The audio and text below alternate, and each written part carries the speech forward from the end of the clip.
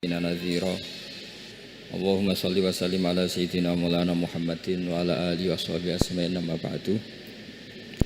Yang sangat kula hormati ya, teman Bapak kawula Kiai Haji Masbuhin Faqih, yang terhormat Kiai Haji Robah Maksum, yang terhormat Kiai Haji DRS Abdus Salam MM selaku Rektor Inkafa, semua teman-teman dosen hadirin sedanten ingkang kula hormati, mahasiswa-mahasiswi yang sangat saya hormati. Tadi sudah dikatakan oleh MC, di antara alasan saya datang karena bapak saya ini temannya Kiai Masbuhin.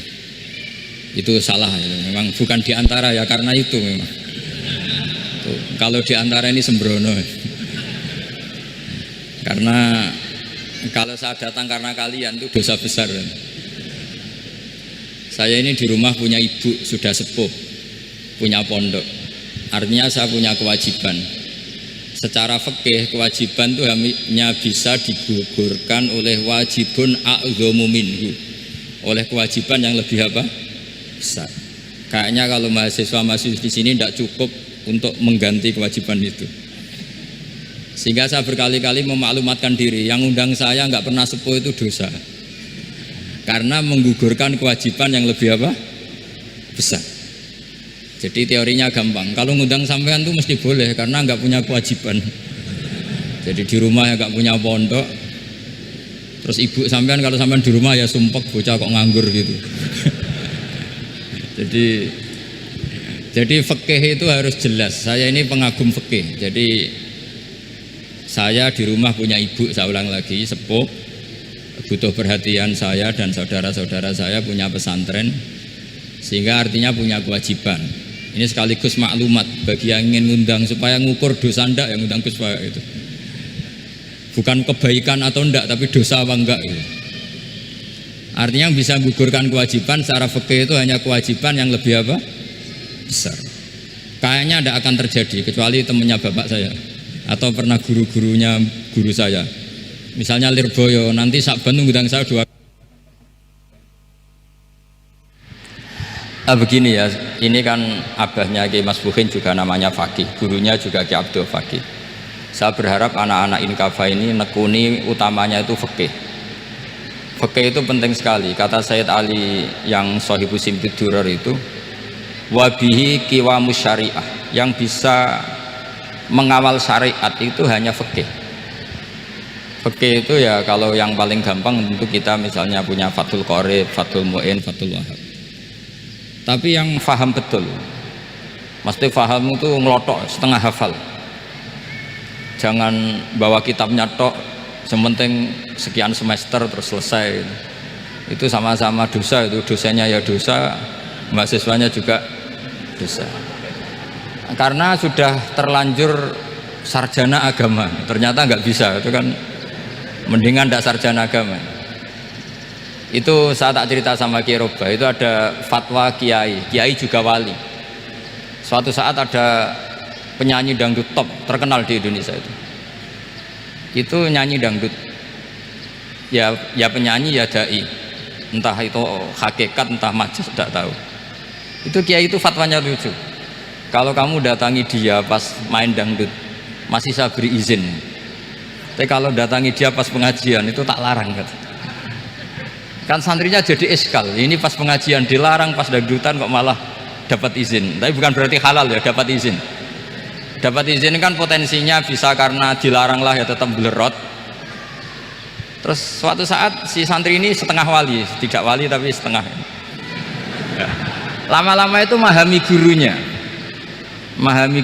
ternyata sirinya begini.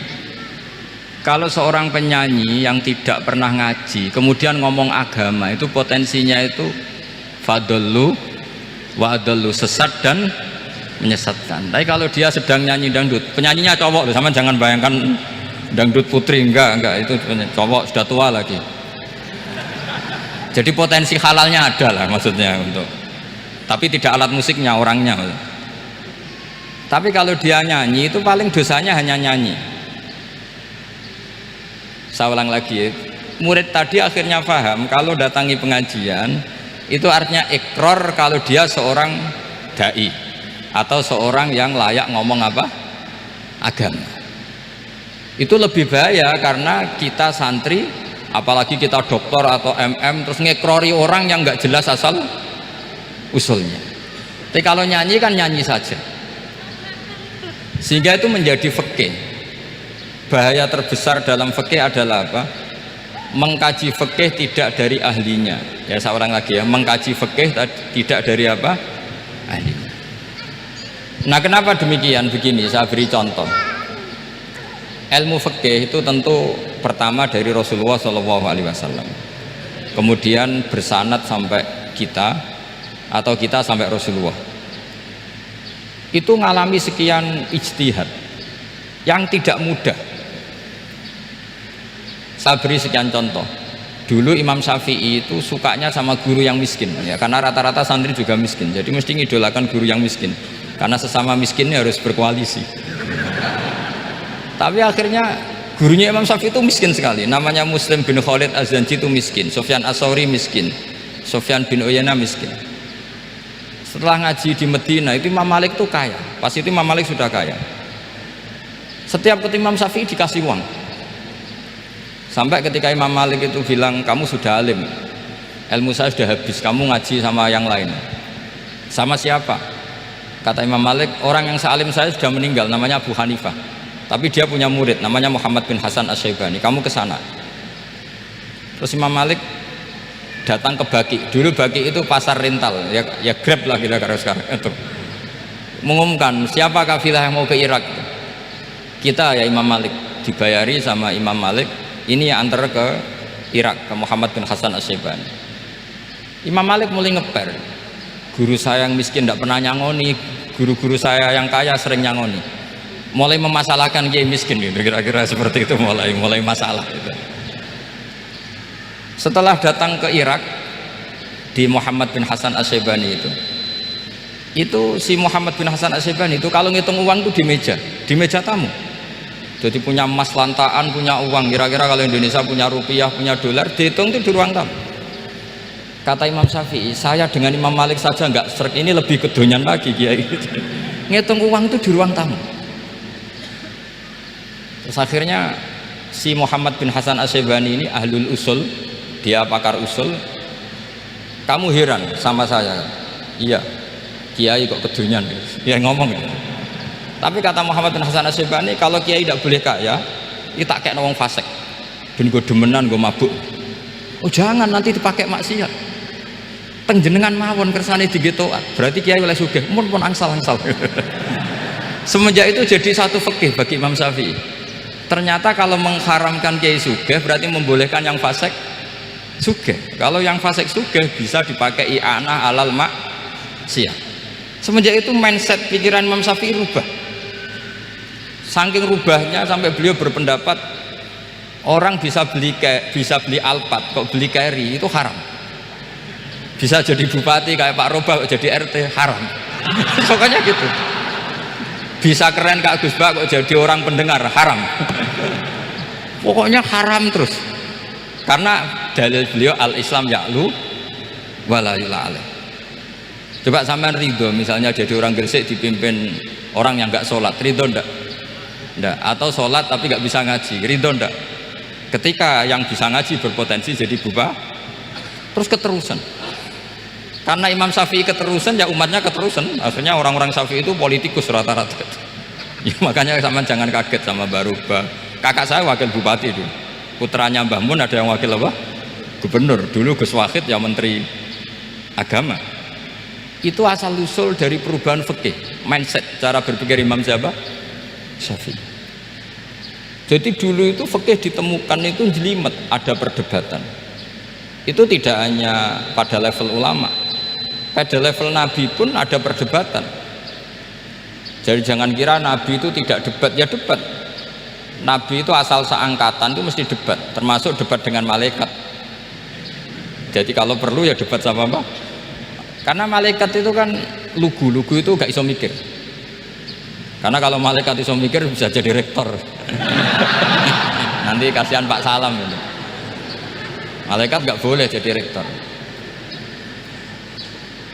Malaikat Israel itu nggak tahu etika. Jadi beliau ketika mau mencabut nyawanya Ibrahim datang, ya Ibrahim, saya ini disuruh nyabut nyawa kamu. Kata Ibrahim, wah kamu itu pasti salah. Kamu tahu saya siapa? Saya ini Khalilur Rahman, kekasih Allah. Masa kekasih membunuh yang dikasih? Ini nggak benar, logika itu nggak benar. Pasti kamu salah. Karena Israel itu tidak bisa debat. Ketika ditanya, hal ra'aita khalilan yumitu khalilah, masa kekasih membunuh yang dikasih? Saya ini Khalilur Rahman. Masa Allah mencintai saya kemudian membunuh saya? Itu logika agak benar. Tidak, keliru, kamu itu keliru. Israel akhirnya terbang lagi. Ya Allah, katanya logika saya ini salah. Karena masa kekasih membunuh yang dikasih? Karena Israel nggak pernah sekolah, nggak bisa dia jawab. Akhirnya diajarin Allah. Dah kamu bilang gini ke Ibrahim, hal ra'aita khalilan yakrahu ayyalqa khalilah, masa kekasih tidak siap ketemu yang dikasih? Dibalik logikanya. Akhirnya datang lagi ke Israel, kata Allah begini, masa jenengan kekasihnya tidak siap ketemu yang kau kasih? Oh ya ya, oke, mati gak apa-apa. Jadi ilmu itu ngalamin perdebatan. Jadi saya datang murni karena Kiai Masbuhin, bukan karena MC. Itu dosa besar kalau saya datang karena MC. Karena saya punya kewajiban yang lebih besar. Jadi yang bisa mengalahkan adalah a'dzama minhu, yang super besar kira-kira gitu. Karena jelas ada riwayat inna min abaril birri silatar rajuli ahla wuddi abi. Ya, inna min abaril birri silatar rajul ahla wuddi abi. Di antara kebaikan yang sangat baik adalah seseorang menyambung teman bapaknya. Padahal sampean kan nggak mungkin teman bapak saya. Teman saya aja nggak mungkin, nggak level apalagi bapak saya kan. Jadi malah mohal itu. Jadi ilmu itu harus mengalami satu gesekan, karena logika itu bisa dibalik. Nah, karena ilmu itu mengalami satu gesekan, satu logika yang bisa kayak iya kayak enggak. Sehingga jargon di dunia ijtihad itu begini, ra'yuna shawabun yahtamilul khata' wa ra'yuka khata'un yahtamilus shawab. Pendapat saya benar tapi mungkin salah, tapi pendapat kamu taruhannya salah dulu tapi ya mungkin benar. Jadi mustahid, kalau kata mustahid itu lucu ngomongnya, itu ra'yuna shawabun yahtamilul khata', pendapat saya tarifnya benar dulu tapi ya mungkin salah. Kalau pendapat kamu salah tapi ya mungkin benar atau mungkin bisa salah, ya tidak tahu, pokoknya mungkin benar. Nah, kenapa demikian? Begini, di luar masalah tauhid, seorang lagi di luar masalah tauhid itu tentu ada masalah-masalah yang sifatnya ijtihadiyah. Ya, saya ulang lagi, yang sifatnya apa? Ijtihadiyah. Dan ijtihadiyah ini nggak pernah selesai karena muqtadul hal, konteks kesejarahan maupun konteks kesempatan itu tidak sama. Dulu kiai-kiai itu ngaramkan dasi, ngaramkan celana, karena yang celananan yang dasinan itu penjajah, sehingga mantasabbaha biqaumin fahuwa minhu. Tapi lama-lama kiai-kiai itu ya pakai dasi, pakai celana, ya karena dianggap sudah tidak mantasabbaha biqaumin fahuwa minhu. Ini ngalami pergeseran. Semua ijtihad itu mengalami pergeseran. Lalu pertanyaannya begini, lalu ijtihad apa Gus yang permanen? Yang permanen ya ijtihad dengan alatul ijtihad, dengan alat-alat apa? Ijtihad. Saya beri contoh misalnya begini. Nabi Musa itu yang mengalami ijtihad. Kata beliau karena kangen Allah, itu ingin melihat Allah karena kangen. Rabbi arini anzur ilai. Qala lan tarani walakin anzur ilal jabal. Ya sudah, namanya orang kangen ya ingin melihat, ya sudah gitu aja. Sehingga ahli ilmu kalam itu berdebat. Kalau kata ahli sunnah, karena Nabi Musa minta ingin melihat Allah, berarti melihat Allah itu jaiz, mungkin. Karena Nabi gak boleh bodoh meminta sesuatu yang mohal. Maka antipatinya ahli sunnah terhadap pendapat Mu'tazilah itu antipati. Karena menurut pendapat Mu'tazilah Allah itu qadim, Allah itu laisa kamislihi syai'un, sehingga gak bisa dilihat. Pertanyaannya adalah berarti Nabi Musa meminta sesuatu yang mohal, itu bodoh sekali sampai gak tahu mana mohal mana apa jais. Makanya kata Imam Ghazali, masa Nabi Musa yang nabi nggak tahu kalau melihat Allah itu mukhal, sampai minta berarti nganggap itu jais atau boleh. Itu cara pandang orang-orang ahli sunnah apa wal jamaah. Tapi tetap saja sebagian ulama itu ya balelo, yang kayak Mu'tazilah itu ya balelo, cara berpikir pokoknya itu karena kangen, bukan karena mungkin atau tidak mungkin. Jadi nggak mungkinnya tetap tidak mungkin. Terus mereka dalil la tudrikul absar wa huwa yudrikul absar. Nah, sudut pandang ini akan terus. Ada seorang wali ditanya, kalau kamu di surga ingin melihat Allah apa enggak? Jawabnya enggak. Kenapa aja? Kasihan Allah. Terus kenapa aja? Unazzihu dzalikal jamala an nadzari misli. Saya tidak ridho Allah yang hebat, yang keren, kemudian sing delok di rumah aku wong gresik. Koyok gak ngergani pangeran. Sebenarnya sing delok Allah ben golongane Nabi Muhammad, Nabi Ibrahim, kowe ora usah ngilangi keren maksudnya itu. Jadi ada ulama itu jadi wali kalau sholat itu karena di soft belakang, tapi jangan ditiru. Itu kan gak lazim ya, lazimnya kan afdhalus sufuf tak soful awal. Ketika ditanya kenapa kamu kalau sholat di belakang, cek GR koyok wani suwan pangeran gak ngarep, aku sungkan dadi gue gurih lagi. Kalau sampean kan karena males, bukan karena sungkan. Jadi itu artinya rasa ya. Makanya nggak bisa, nggak ada ijtihad itu tidak mungkin karena perasaannya orang itu beda-beda. Itu Sayyid Abdul Al-Haddad itu kalau ngendikan masyhur, man da'a li dzalimin bil baqa faqad ahabba yusawwah fi ardi. Orang yang mendoakan orang fasik masih hidup, gak mati-mati, itu berarti suka kalau Allah dimaksiati di buminya. Wong fasik kelakuannya rak maksiat, nak mbok dongakno mari, itu berarti kamu ingin Allah didurakani terus menerus karena si fasik masih hidup. Tapi kalau Abdul Hasan As-Sadili cara ngendikan gini, kalimatnya persis. Man ahabba alla yusawwahu fi ardi faqad ahabba alla tadhharu maghfiratuh. Orang yang ingin dunia ini steril gak ada maksiat, maka sama saja berkeinginan tidak melihat luasnya maghfirahnya Allah. Sama-sama wali besar, tapi cara pandang hubungannya dengan Allah seperti itu. Jadi mau tidak mau, istihad itu mau tidak mau. Makanya tidak usah dipertentangkan misalnya cara berpakaian, cara apa, yang penting sesuai aturan Islam ya sudah. Karena ini urusan rasa. Urusan apa? Rasa. Itu Syekh Hasan Basri itu sering jagongan sama Robiah Hadawiyah. Itu secara fikih salah. Tapi pas itu ulama fikih ditanya, kenapa Anda tidak komentar terhadap dua wali besar yang sering ketemu? Andai kan semua santri seperti itu akan saya halalkan, kata. Karena nggak mungkin punya nafsu. Sehingga fikih dulu memang masih asli. Kamu lihat di takrib misalnya, lelaki melihat perempuan itu nggak boleh kecuali sekian alasan. Termasuk boleh itu litaklim karena mengajar, atau lil muamalah. Lah ini yang mulai masalah. Ada warung kopi, penjaganya cantik, santri-santri ngopi, ini lil muamalah kan kasus ya. Mau disalahkan tuh ada takbirnya, mau dibenarkan ini jelas fasik kan, jelas fasik. Maksudnya sudah fasik sebelum itu ditambah itu, jadi fasiknya permanen.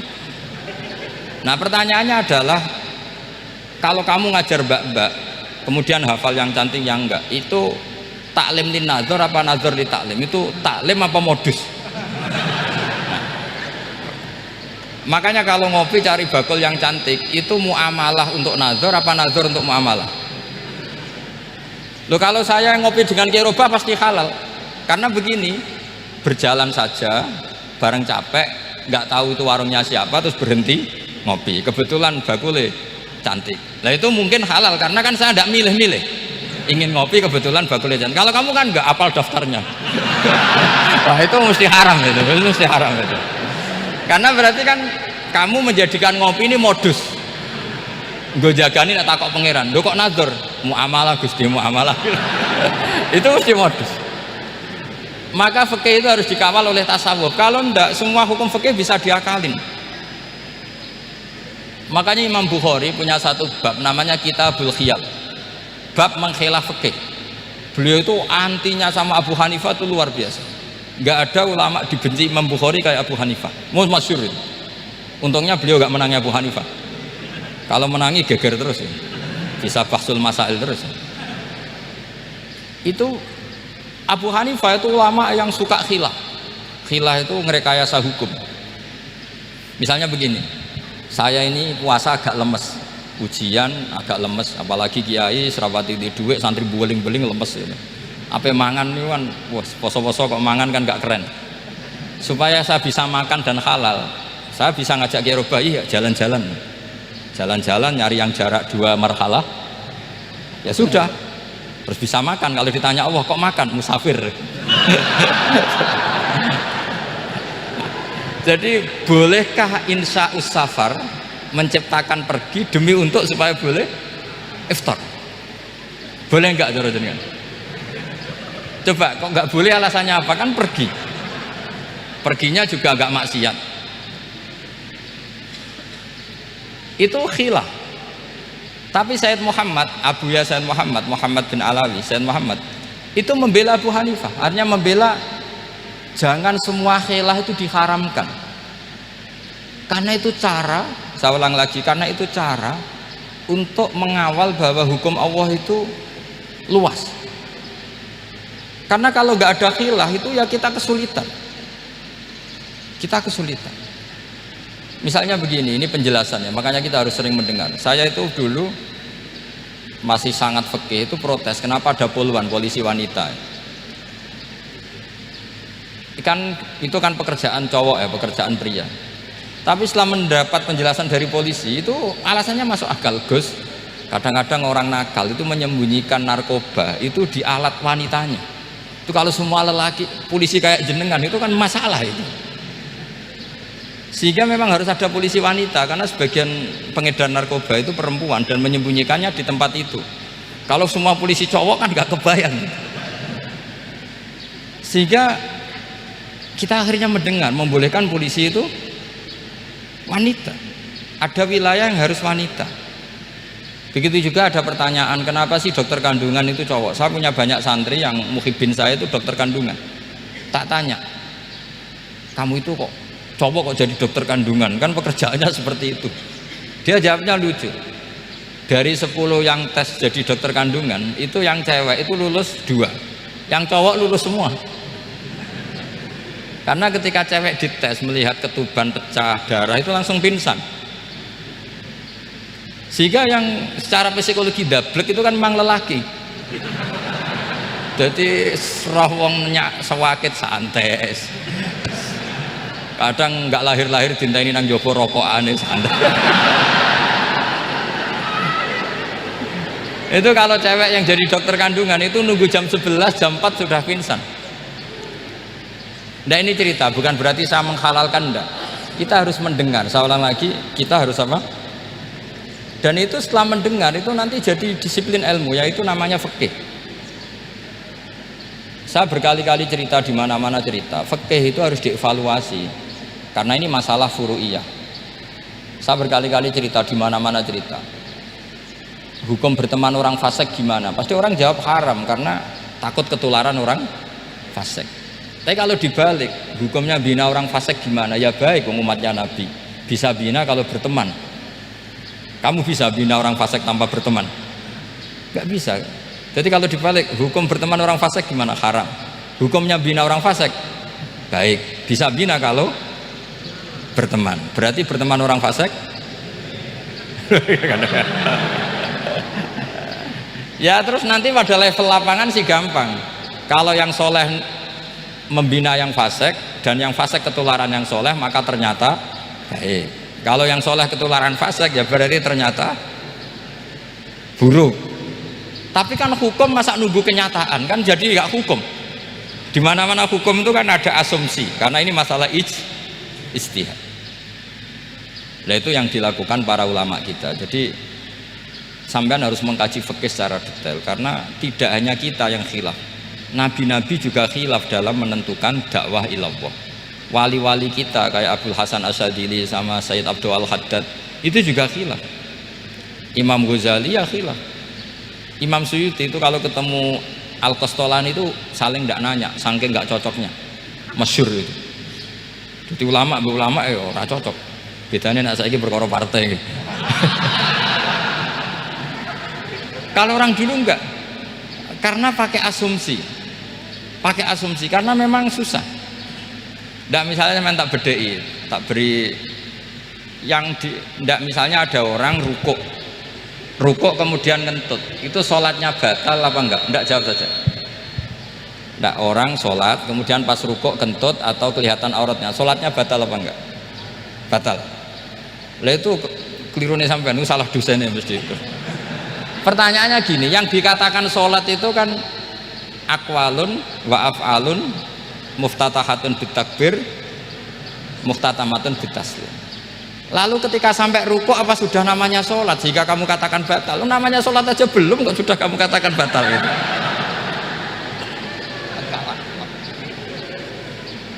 Iya kan? Jadi kalau aku mau sholat pas rukuk ngetut batal atau ora? Mestinya jawaban yang benar, ya ora sholat jadinya gitu. Karena kalau dikatakan sholat definisinya harus sampai salam. Tapi kan kita nggak mungkin ngomong seperti itu, kan dianggap majnun. Padahal itu yang benar, yang punya kecerdasan. Nah makanya pertanyaannya, fikih itu ngikuti bahasa awam apa bahasa istilah? Kalau ngikuti bahasa awam ya kayak tadi, sholat kok pas rukuk kentut maka batal. Sebenarnya yang batal itu sholatnya apa rukuknya? Nah makanya terjadi perdebatan. Kalau yang pakar-pakar usuli itu salah istilah itu nggak mau. Saya ulang lagi, kalau pakar-pakar usuli itu salah istilah itu nggak mau. Terus misalnya tak beri contoh lagi, kalau imam itu sudah salam pertama itu yang rukun kan salam pertama, berarti setelah salam pertama imam sudah keluar dari sholat apa belum? Sudah kan? Yakin? Ya sudah. Sekarang sama tak bedai. Lalu makmum itu kesunatan langsung berdiri apa nunggu imam salam kedua? Enggak, jawab satu. Nunggu salam kedua kan? Nah, itu kriminalnya sampai Anda harus begitu itu. Kriminalnya begini, berarti Anda membolehkan makmum bergantung sama orang yang sudah tidak sholat. Kata kamu setelah salam pertama dia sudah tidak sholat, berarti kamu menginstruksikan makmum berhubungan dengan orang yang sudah tidak sholat, karena sudah keluar dari sholat ketika salam pertama. Kalau kamu didebat gitu gimana jawabnya? Pusing kan? Berarti robtul makmum bisolatiman sing wis laisa fi sholatin, berarti menggantungkan sholat sama orang yang sebetulnya sudah tidak sholat. Ada yang jawab, sebagian ulama fikih tetap disunatkan menunggu salam kedua, karena salam kedua itu masih paket meskipun tidak rukun, dia paketnya selesai. Tapi selalu pertanyaannya gini, lalu setelah salam pertama itu imam masih sholat gak? Udah sama pernah dijawab tuh. Nah ini pentingnya bodoh gak mikir. Jadi makanya bodoh itu barokah karena gak mikir. Jadi semuanya Rabbana ma khalaqta hadza apa batila. Sing bodoh ya barokah, sing pinter ya barokah. Sing ora barokah maksiat. Wis ora ono barokah blas. Maka kan fikih itu seperti itu. Jadi ada disiplin, di situ ada disiplin ilmu. Yang kadang kita tidak cocok. Makanya Imam Syafi'i sendiri ngendikan, kadang beliau dengan gurunya, dengan Imam Malik sampai ngarang ikhtilafu Malik. Beliau punya data yang beliau itu sedang nggak sama dengan gurunya, yaitu Imam siapa? Malik. Karena mindsetnya itu beda. Tidak sampai misalnya saya tanya, sholat itu harus menghadap kemana? Tidak, jawab saja kiblat kan. Ukurannya apa coba? Namanya madhep. Wajah apa dada? Imam Syafi'i milihnya dada. Sekarang praktekkan dalam dialog keseharian. Saya jagungan sama Kiai Robah seperti ini, terus wajah saya begini, madhep enggak? Nah itu masalah. Terus pertanyaannya, madhep dengan dada itu fi sholat apa fil qiyam?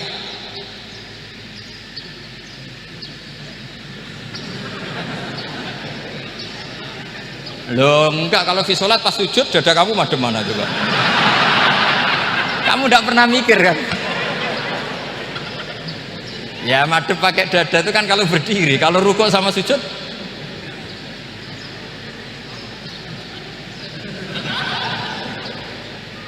Lah itu ulama itu jelimet gitu. Makanya jarang yang menekuni profesi ulama itu. Karena menekuni proposal banyak karena memang susah. Jadi ulama itu orang yang cara berpikir sudah aneh. Sehingga mereka detail. Maksudnya menghadap itu apa ukurannya? Ukurannya kalau berdiri ya dada, tapi nggak bisa kamu katakan at-tawajjuh bisodri, aturan dalam sholat, fikuli sholat. Pertanyaannya lah kalau rukuk sama sujud, dadanya menghadap kemana coba? Maka itu ilmu yang sudah jelimet. Nah ulama usul fikih, ulama yang nggak mau salah per detail hukum. Sehingga menurut Imam Rafi'i, misalnya kalau beliau ditanya sujud itu gimana ya, asal wat ujabha ya sujud. Tapi kalau menurut Imam Nawawi harus melibatkan 7 apa? Anggota, yaitu al-jabhah, wal yaden, warukbaten, wal kodamen. Oke, Imam Nawawi kita ikuti. Tentu keseharian kita pakai Imam Nawawi, yaitu berdasar hadis umirtu an asjuda ala sab'ati a'dzumin al-jabhah, wal yaden, warukbaten, wal kodamen. Berarti berapa? 7. Tapi pernah saya cek di kitab karangannya Imam Syafi'i, ketika beliau ngendikan saya suka kalau orang sujud itu melibatkan 7 anggota berdasar hadis ini. Tapi kata beliau wayah tamilu, dan bisa saja sujud yang watul jabhah itu sudah cukup. Terus kata Imam Syafi'i, limadha, karena Nabi ketika sujud itu hanya ngendikan begini, sajadalaka wajhi wa sam'i wa basori. Nggak ada di hadis wayadi, warubati, wakodami. Ya sudah akhirnya, nah itu sudut pandang. Terus gugatan kedua begini, ada orang Muslim yang sujud sama berhala. Untuk menjadi murtad itu harus 7 anggota apa cukup watul jabhah alal ardi? Untuk sah menjadi murtad itu. Untuk sah menjadi murtad cukup watul jabhah alal ardi harus 7 anggota. Untuk keabsahan murtadnya itu enggak jawab. Makanya ini tugas dosen-dosen ini meminterkan ini, karena namanya sudah faqih. Faqih itu ahli fikih yang detail, namanya faqih. Kalau ini mutafaqih. Jadi bukan tafakuha tapi tafakuha, kayak tamarodo itu. Jadi wazannya nanti itu wal idhari ma laysa fil waqi'. Jadi ini bukan gojlok, ini memang marah saya ini. Jadi kalau sudah pakai gelar fakih harus fakih betul. Karena ilmu fikih itu sebetulnya gampang. Sampai kalau ngaji i'anah itu kelihatan fikih itu gampang karena ada logika yang terbangun. Misalnya begini, orang kalau tawaf itu disuruh agak jauh dari Ka'bah. Jangan sampai nginjak sadarwan. Karena sadarwan itu pondasi itu ikut Ka'bah. Kenapa begitu? Ya jenenge ra muteri Ka'bah, ide-ide Ka'bah. Jadi sebenarnya sederhana logikanya. Sing jenenge muter itu di luar itu kita muter. Lah kalau nginjak pondasinya namanya gak muteri Ka'bah tapi ida-ida Ka'bah. Ya jadi sederhana sebetulnya, ya masuk akal. Jadi fikih itu enggak ada yang iskal, sebetulnya masuk akal. Tapi karena kita nekuni itu tidak serius, maka terus jadi paradok. Saya beri contoh lagi, ini sebagai penghormatan saya sama Kiai Mas Bukin, karena ini sudah namanya fakih. Kalau ada ayam jago ditabrak truk terus kejet-kejet, adekan dibiarkan pun mesti mati karena gerakannya sudah harokatul madbuh. Terus kamu sembelih, itu halal apa enggak? Enggak jawab, ayam jago loh. Kalau kamu katakan halal, dia sudah tidak punya hayatun mustaqirroh, kehidupan yang permanen. Andai kan kamu biarkan pun 1 menit lagi meninggal. Kejet-kejet kan mau prosedur saja, maksudnya pantasnya mati yo kejet-kejet sih, tapi sebetulnya sudah pasti mati. Maka ini ada 2 ulama. Kalau kata Imam Malik tetap namanya halal karena ruhnya masih di situ, sehingga ketika kita nyembelih ya nyembelih hewan yang hidup. Yang namanya nyembelih itu pokoknya mematikan yang punya ruh. Sementara saat itu rohnya masih di situ, meskipun 1 menit lagi pasti mati. Tapi kalau mazhab Syafi'i enggak, ini sudah harokatul madbuh, tidak punya hayatun mustaqir. Sehingga dalam perdebatan ulama fikih itu lucu, kadang ya gampang gampang-gampang mangkel no. Misalnya begini, kalau ada anak lahir tidak ada amaratul hayat, nggak nangis, nggak bernafas, sunat disolati apa enggak? Siktun itu, siktun sing layas tahilu walayas, langsung lahir langsung mati, nggak ada amaratul hayat. Rata mikir tuh, itu tidak wajib disolati. Alasannya, ya kan memang sholat alal mayit kan tidak pernah hidup. Di mana-mana mayit itu setelah hidup mati. Ini kan tidak pernah hidup. Namanya ya qit'atul lahmin, ya potongan daging itu aja. Enggak.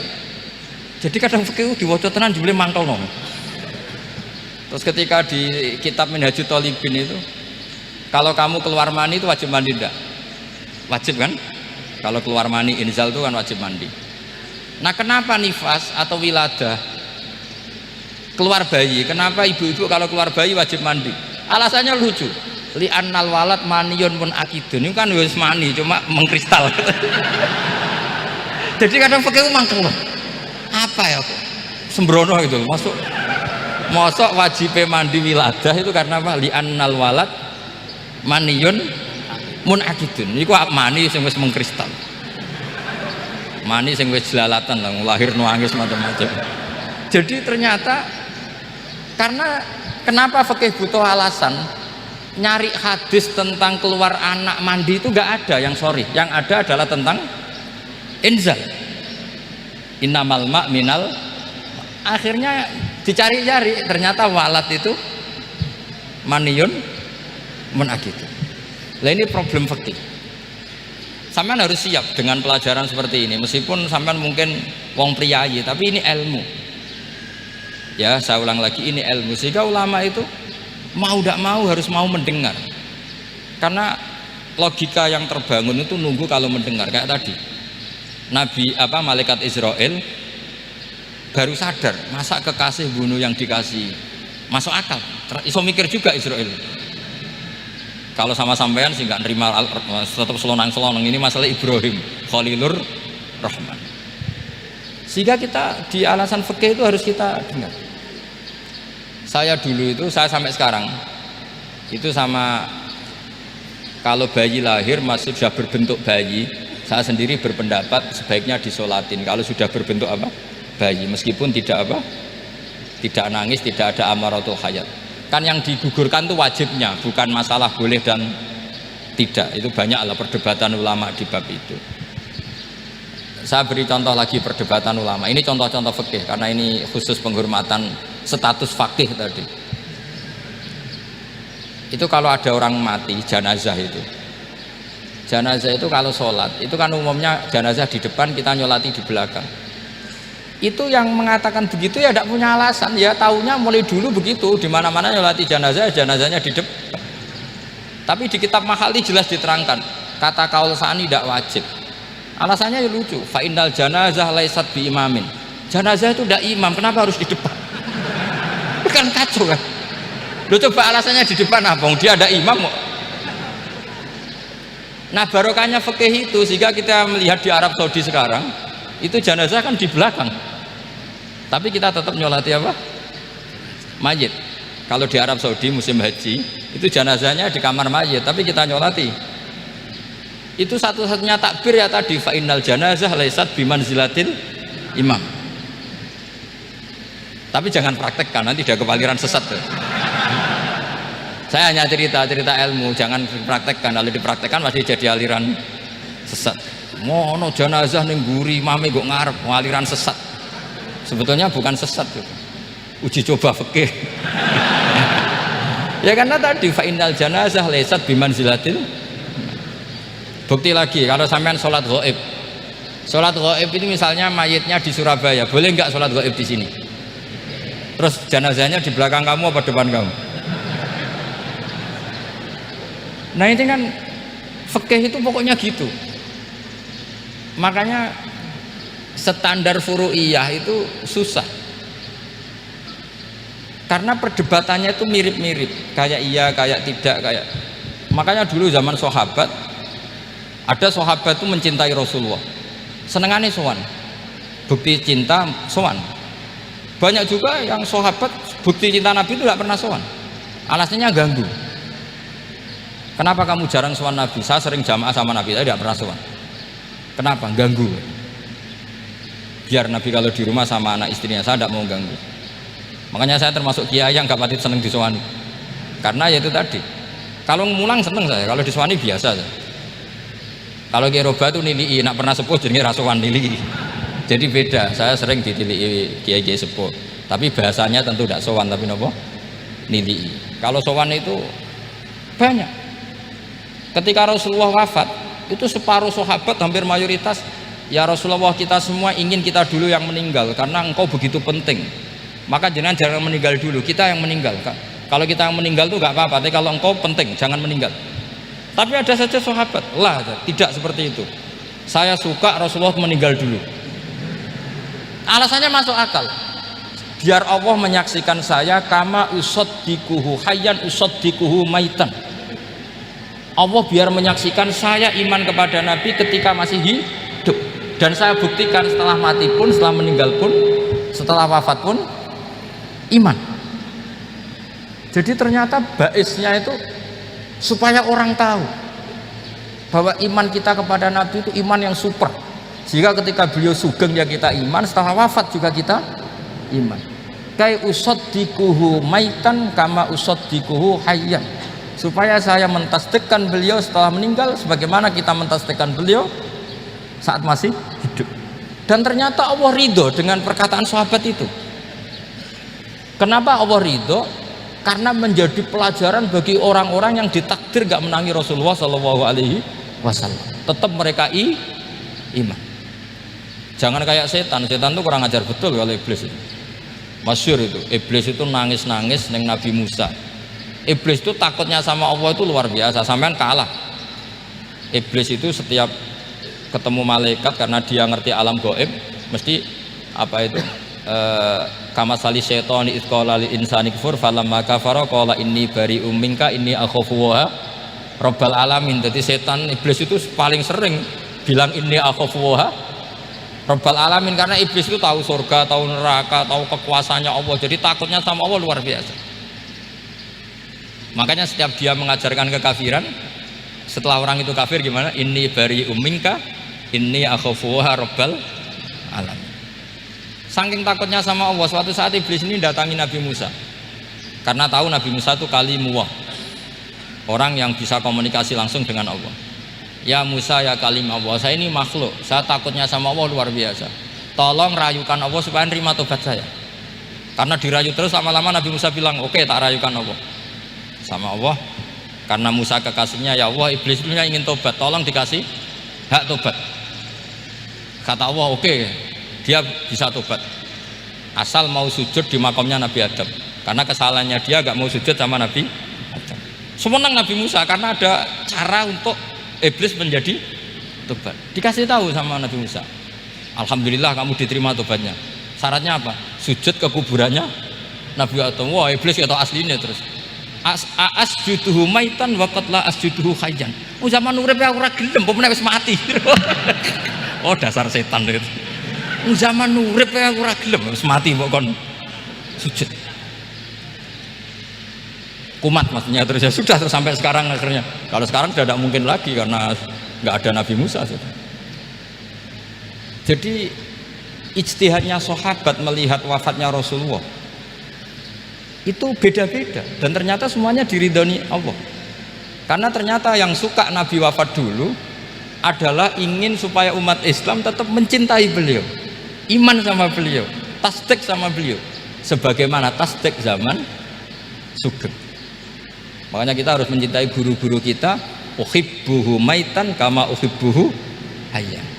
Saya sampai sekarang itu ya merasa Mbah Mun itu tidak meninggal. Saya masih merasa kalau bapak saya tidak meninggal karena kita mencintai beliau-beliau ketika hidup dan ketika wafat itu sama. Karena beliau-beliau sama kita juga seperti itu. Rasulullah itu ketika mendekati wafat, ya bahasa halusnya intaqala ila rafiqil a'la. Itu Nabi kalau ngedikan tuh rileks sekali. Hayati khairun lakum wa wafati khairun lakum. Cung aku nak uripku ya apik.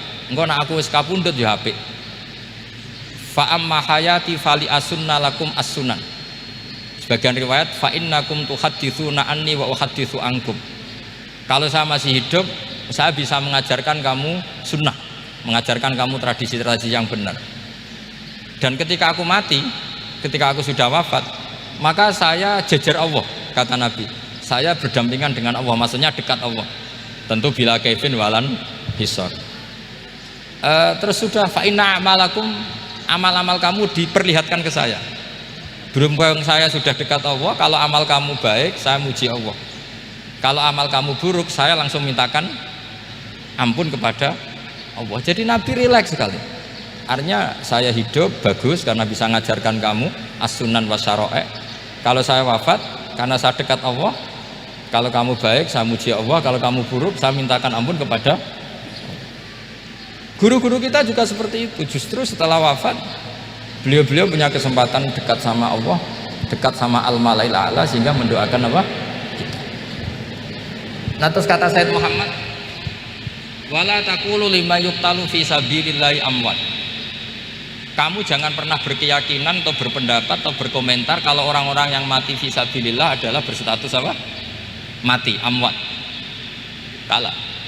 Terus kata Sayyid Muhammad, hadza li amati syuhada. Ketentuan ini bagi umumnya syuhada. Artinya gini, umumnya syuhada saja tidak berstatus amwat, apalagi hadza Rasulullah sayyidul syuhada, sayyidul anbiya, sayyidul mursalin, tentu tidak pernah berstatus amwat. Ya saya ulang lagi ya, jadi zaman cara berpikir amatus syuhada, syuhada yang umum saja berstatus hidup, tidak boleh distatuskan amwat. Apalagi Rasulullah itu sayyidus syuhada, sayyidul anbiya, maka status beliau pasti hayyun la yamut, pasti beliau itu hidup tidak. Dan karena beliau itu asfaq, sangat sayang kepada kita, sebagaimana zaman beliau hidup itu sayang kepada kita sampai nangis-nangis minta hak syafaat, maka setelah meninggalkan pun beliau pasti sayang kita dan pasti berusaha supaya kita diampuni oleh Allah Subhanahu wa ta'ala. Sehingga ada sahabat yang tadi berpendapat, kalau saya nggak masalah Nabi wafat dulu, supaya Allah menyaksikan saya usaddiquhu maitan kama usaddiquhu hayyan. Jadi ini cerita ya, cerita sudut-sudut pandang. Jadi saya mohon kalau mengkaji fikih itu harus detail, minimal takrib itu setengah hafal, supaya konstruksi ilmu itu utuh. Ya sama lagi konstruksi ilmu itu, karena ilmu itu mesti ada yang apa ya, ya rodok setengah salah itu, tapi disalahno ora kena. Ndak sampean tak bedheki, nak pancen bener langsung tak angkat jadi rektor. Nak bener tuh. Coba rukun sholat pertama itu apa coba? Rukun sholat pertama. Niat. Niat sama berdiri dulu mana? Ayo niat dulu baru berdiri, apa berdiri dulu baru niat? Berarti niat sama berdiri dulu mana? Rubah kan? Artinya kita mau bilang tartib urutannya niat, berdiri, takbir gak bisa. Yang dikatakan niat itu apa? Qasdus syai' muqtaronan bifi'lihi. Berarti niat sama takbir harus bareng apa urutan? Bareng. Terus dengan qiyamnya urutan apa bareng? Bareng apa urutan?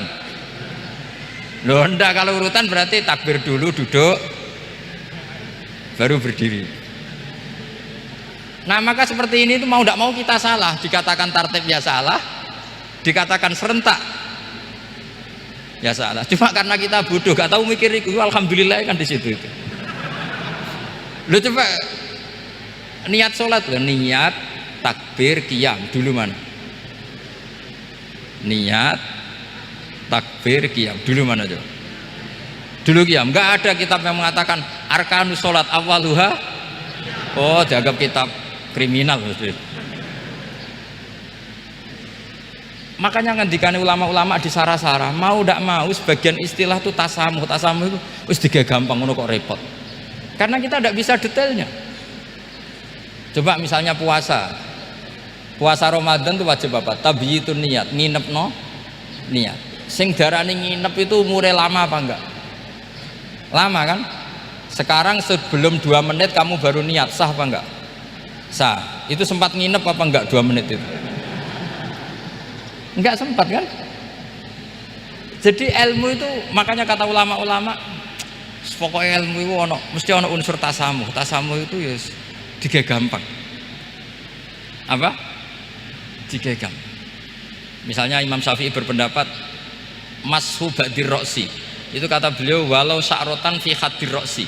Meskipun satu rambut asal masih di wilayah kepala. Tapi kalau rambut itu dikeliwir dibasuh di sini nggak sah. Karena sudah keluar dari batas apa? Kepala.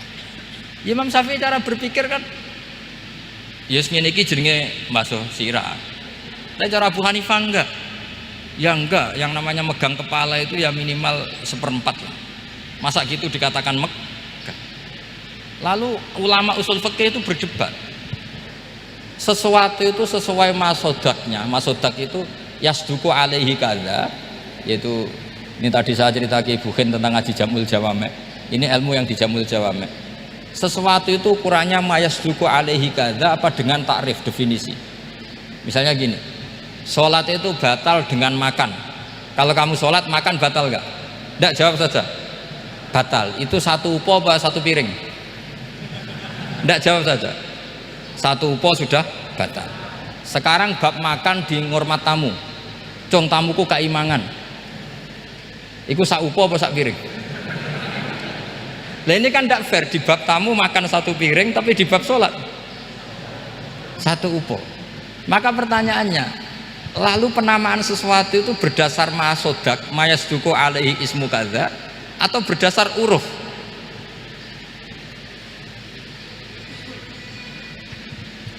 Ukurannya apa coba? Maka terus jadi perdebatan. Lah ini di sini ini pentingnya ulama karena ya sekarang saya bedai sekarang. Cengkeh itu wangi apa enggak? Kategorinya cengkeh. Wangi kan, kalau orang bikin kue tar pasti pakai apa? Cengkeh. Pakai wedang ronde supaya manis, apa wangi dikasih apa? Cengkeh. Nah itu saya berkali-kali cerita, pernah mau dipikirkan orang ihram itu enggak boleh rokok karena dianggap pakai apa? Mewangi karena ada apa? Cengkeh. Tapi terus didebat, kalau gitu berarti orang Jumatan sunat rokok. Karena Jumatan disunatkan pakai pewangi. Wah itu kan akhirnya tuh wah iya repot ya kan. Jadi kalau cengkeh kamu kategorikan pewangen, yang orang ihram nggak boleh rokok karena pakai cengkeh yang wangi, konsekuensinya orang Jumatan sunat rokok karena berarti di masjid pakai apa? Pewangi. Kan sesat semua jadi itu ilmu. Makanya selain fikih mateng itu ada ilmu yang namanya usul fikih. Usul fikih itu yang neliti itu. Mayasduku alaihi kadza. Jadi ya wis ngono iku darani ngono. Saurang lagi. Ngono iku wis darani ngono. Ora perlu roh detail. Ya saya ulang lagi, wis ora perlu roh detail. Makanya Abu Hanifah itu misalnya basuh wajah. Wis angger keceluk ngene iki basuh wajah. Nek Imam Syafi'i kan detail. Mimbaini mana bitis sya'ri sampai ila somahe uzunehi ila dzakon. Terus mana bitis sya'ri Imam Syafi'i nambah apa? Ghaliban. Kenapa ditambah ghaliban? Karena kalau orang budak mana bitis sya'rinya di sini. Jadi itu fikih. Jadi fikih itu jelimet. Padahal kita ini nggak pernah berpikir secerdas Imam Syafi'i, tapi akhirnya ya mikir juga. Nah, gak ditambah ghaliban, mana bitis sya'rinya orang budak kan? Sini. Terus sekarang perdebatannya, orang budak basuh maskur roksi di sini sah enggak? Karena tadi itu wajah apa kepala gitu. Kan jadi bingung gitu. Ya makanya ini mukadimah saya supaya sampean lebih disiplin belajar apa? Fikih dan setidaknya didiskusikan lah kitab-kitab Minhajut Thalibin atau kitab-kitab Mahali. Karena di situ nanti ada perdebatan dan perdebatannya itu indah sekali kayak tadi. Ada yang mengatakan jenazah harus di depan, tentu dalam kondisi normal kita ingin jenazah itu di depan. Tapi ada kondisi itu tidak normal kayak di Masjid Haram. Lalu solusinya gimana? Ya kita ngikuti kaul sani fa innal janazah laisat bimanzilatil imam. Tapi kalau di sini normal ya sudah kita sholat ya normal aja lah. Masa jenazahnya di belakang kamu sholat? Nanti jenazahnya iri, sekali-kali di depan aja kok gak boleh gitu. Malah jadi repot nanti. Jadi karena apa ya? Kalau kita mengkaji tidak panjang itu bahaya. Karena ilmu tadi, ilmu itu ada logikanya. Imam Ghazali dalam bab warid sama maurud itu gak setuju sama Imam Syafi'i, dia Maliki. Ya kalau dalam mazhab Syafi'i yang populer kan kalau ada najis airnya sedikit kan dikucurkan supaya al-ma'u itu warid. Kalau warid punya kekuatan menghilangkan. Tapi gak boleh najis diletakkan di bejana yang ada airnya namanya maurud. Tapi Imam Ghazali dalam hal itu ngikuti Imam Malik, nggak ada bedanya warid sama maurud. Karena logika Imam Ghazali gini, misalnya ini ada najis ya mik ini ada najis di sini, atau sarong lah, contoh paling gampang kan sarong, ini sarong najisnya di sini, kamu kucuri. Ketika kamu kucur, air yang lewat ini kan tidak ada dua kola, kemudian ketika terkena najis mutanajis kan. Kalau dia sudah mutanajis, dia punya kekuatan menghilangkan najis apa enggak? Enggak kan, karena dia sendiri berstatus mutanajis. Artinya begini, meskipun ini disorno, itu bukan berarti najis gak campur. Nah terus sampean misalnya bantah, tapi kucurannya wakil, terus nanti semua tersisa hilang. Ya kalau gitu nggak ada masalah kan, pertanyaannya kan karena banyu itu satu ciduk. Sehingga Imam Syafi'i mengatakan, cara berpikir Imam Ghazali, air itu oleh Allah dikatakan mutahhirun, mensucikan. Ya sudah, kalau ada air berarti mensucikan, baik caranya warid maupun maurud. Bukan karena air itu menghilangkan najis, karena tadi logikanya yang sudah kena najis, air ini sudah berstatus mutanajis, berarti pas mulai lewat ke bawah dia statusnya apa? Mutanajis, ke bawah lagi berstatus mutanajis. Misalnya sampean bantah, tapi mutanajis ini kan dihilangkan oleh air di atasnya. Ya kalau ada jaminan air berikutnya bisa menuntaskan. Nah najisnya bandel, gandok kan terus panjang perdebatannya. Makanya kata Imam Ghazali, sudah dalam hal itu saya ikut Imam Malik. Ikut Imam Malik, anggar ana najis kok is disori banyu ne ora mutaghayyir. Ya ngono iku jenenge nyucekno. Mergo banyu oleh Allah distatuskan mutahhir, mensucikan. Dadi ora usah bayangno sing jlimet-jlimet. Nah itu namanya masodak. Wis keceluk basuh ambek banyu. Berarti wis keceluk mensucikan. Itu juga satu kefiah dalam usul fikih. Ya sudah seperti itu. Ya kayak sampean kangen anak. Kangen anak itu ketemu wis cukup ta ora? Cara sampean wis cukup. Tapi cara anaknya sampean ketemu tok ra nyangoni. Nah. Lalu ukurannya itu ukuran anak apa ukuran orang tua? Enggak ukuran anak apa ukuran orang tua? Definisi ketemu lalu. Ukuran orang tua apa ukuran anak? Sama khilafnya ulama, ini terakhir, contoh terakhir dari saya. Fasyamu salasati ayyamin fil haji wa sab'atin idza raja'tum. Ada pelanggaran haji yang bayarnya itu puasa 3 hari di musim haji dan 7 hari ketika pulang. Imam Syafi'i berpendapat 7 hari yang idza raja'tum ketika pulang itu orang itu setelah di rumah. Di mana-mana pulang itu setelah di rumah. Tapi menurut Abu Hanifah enggak, asal sudah balik kanan dari Mekah, dia di perjalanan puasa sudah sah. Karena bagi penduduk Mekah kalau kamu sudah balik kanan namanya pulang. Seperti ini saya nanti setelah acara saya pulang, pasti Kiai Roba kalau ditanya Gus Bak kemana, sudah pulang. Tapi tanyakan istri saya. Jadi orang sini kalau saya sudah pamit, sampean bilang saya pulang enggak?